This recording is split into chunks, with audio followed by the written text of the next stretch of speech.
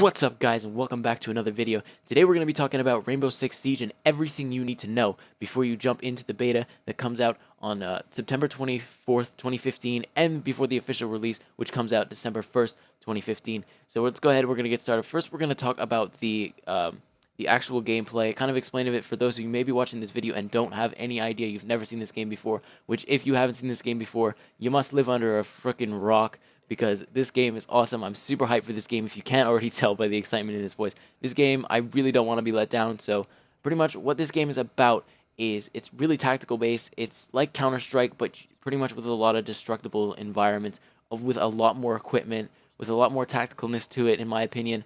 So you can see there, they're putting up barricades, the doors, the walls, everything, because pretty much almost everything can be destroyed by the attacking team. So pretty much what you're looking at right now is they're just trying to set up everything. They're communicating. So that's one of the other things too in this game, is you really want to be able to communicate with your team. You want to be able to talk to your team. You want to be able to use your classes effectively, and we'll get to those in a minute. But before every game starts, as you can see here, they're going to pick a location where they want to start. I think you could either drop down. I haven't seen that one yet, except for in this trailer that you're watching right now. But I think you could either drop down, or you can choose everybody before you start the game. You choose a starting area of where you want to start. So you want to start in the yard, if you want to start in the backyard, if you want to start in the front of the building, because before the game you have a preparation mode, which you are able to drive little RC cars around, and you're able to see like which entry point you want to do, where the hostage is, and that's when you have to find the hostage. If you don't, then you're pretty much going in blind. You don't know anything if you're unable to find the hostage with those RCXD cars. So that's pretty important. You really want to emphasize on that and try to get in there, try to find an entry point, try to see where they haven't barricaded and enter from there. That's a lot of people have called it like Call of Duty done right, which does make sense. Call of Duty could have been like this, but it's kind of taken on a thing, and Ubisoft has picked up on that, thankfully. And so pretty much what happens is you're 5v5. It's you are either attackers or defenders, and the attackers obviously have to find the hostage and try to rescue him. The defenders have to set up every barricade they can, do everything they can to find out where you're coming from and stop you from doing that. It's dead in your tracks. Just completely halt you from doing anything you want to do. And yeah, so now we're going to go ahead and talk about the classes really quick. So you have on the attacking side, you have the Sledge. So Sledge, what Sledge pretty much is able to do is he's able to come in and pretty much knock the door down. If you see that there is no breach, the Sledge will come in with his hammer and he'll knock any barricade down. He'll just take it out with his huge hammer. Then you have Thermite. Thermite is the guy responsible for the breach charges. He could place those on a wall, on a door, wherever your team decides it is necessary to place those breaches. He is going to do that. He's going to place them wherever he thinks is necessary, whether your team thinks is necessary, whether it's blowing down a ceiling, whether it's blowing up a wall or a door or a window, anything. I'm pretty sure anything they can. The breach charges can destroy. Ash is a long distance breach charge, so what she can do is she can pretty much throw it. If you're somebody who likes to stay back from the action, if you don't like to be in the fray all the time, if you kind of have a limited amount of teammates and you need to reserve your teammates, you need to stay alive, she's good for breaching areas from a distance. So that is very good to have if you're very weak on team members or you don't have a lot. Then there is the Thatcher, and he has a special EMP grenade. So what he can pretty much do is he can throw that grenade in an area, and it'll pretty much disable their breach charges if they have any, their gas, I think, if they have any, pretty much any kind of electrical equipment that they have in the area, it's going to disable it.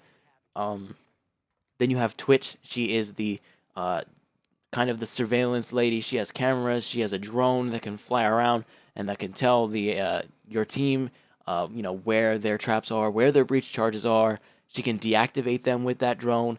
As long as that drone is not seen, then she can do a lot of damage on the inside of whichever room that the defenders decide to put the hostage in, or whatever other thing that they decide to do. So as you can see there, they could actually go right under the door and wreak havoc in that room. And then on the defender's side, you have Castle. He is the Kevlar barricades. If you need a barricade placed on a door, he's going to be the one that is going to go to that door, and he's going to place it, and he's just going to pretty much defend that door, because he has, I think, probably the best one or something like that. At least that's what I've kind of gathered from it. You have Smoke, which he is the silent killer. He has the gas, so pretty much what he'll do is he has like kind of like a charge or a grenade that he can throw in, and he can place, he can throw, and he can remotely detonate it. So if they breach that wall and you have a gas charge there, you can rely on Smoke to blow that up and then let bullets fly at them because they're gas and they can't see anything. He's always good to have on your team. You have Pulse. He's the heartbeat monitor guy. So if you're sitting in a room and you want to know which way they're coming from, Pulse is the guy you're going to be able to look to. You're going to be able to ask him, where are they coming from, and he'll tell you where they're coming from because he can actually see their heartbeat. He can see from, but I think they have to be a close distance. They can't be, on the other side of the map. You won't be able to see them. But if they're right outside the door, right above in the ceiling, if they're about to put your release charge, he'll probably be able to tell you got to watch the ceiling because that's where they are. You got to watch the roof because that's where they are. You got to watch the outside of this whatever door because that's where they're going to be. So that's what Pulse is going to do for you. Rook, he can lay down some extra armor. He's pretty much the guy that if you need extra armor, because I believe you have armor, and once that armor runs out, you pretty much are dead because without your armor, you're unable to defend yourself.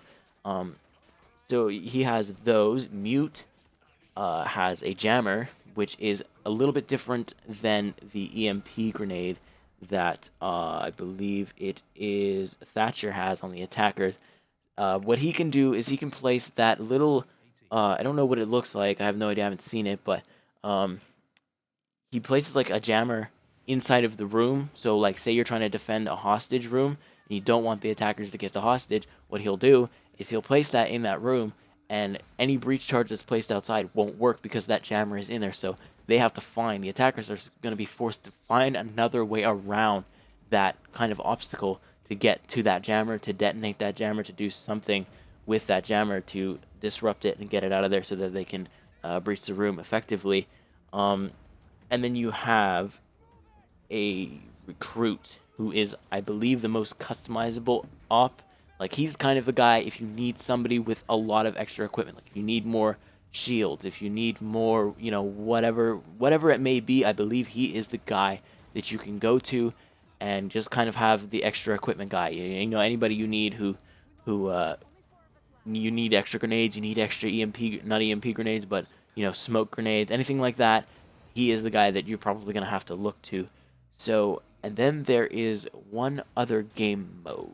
That game mode is called Terror Hunt. So pretty much in that game mode, you're teamed up against 5 AI guys with 5 online players. So it's you team up with either a bunch of friends or a bunch of random people who you don't know, and you pretty much have an objective, and you see these white masked people who you pretty much have different difficulty settings, so it's going to be harder. You might not be able to die. You might have to stay alive. Everybody on the team has to stay alive. You're going to have simple. It won't be simple at all. It's not going to be simple in the slightest.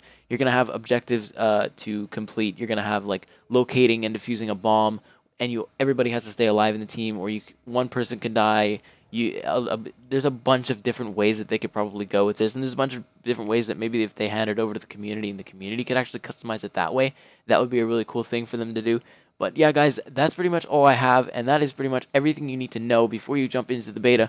Again, on September 24th, 2015, I actually do have 2 beta codes, so if you want one of those beta codes, I'll pick you randomly if you go ahead and subscribe, and once you have subscribed, go ahead and leave a comment letting me know that you have subscribed, and I'll pick somebody randomly for the beta. It's going to work for either Xbox One, PS4, or the PC. Whichever one you have, it's going to work there.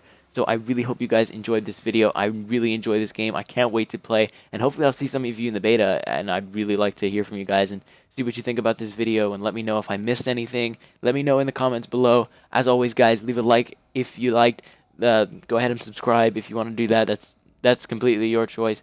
But anyways, guys, that's it for me, and I'll see you next time. Peace.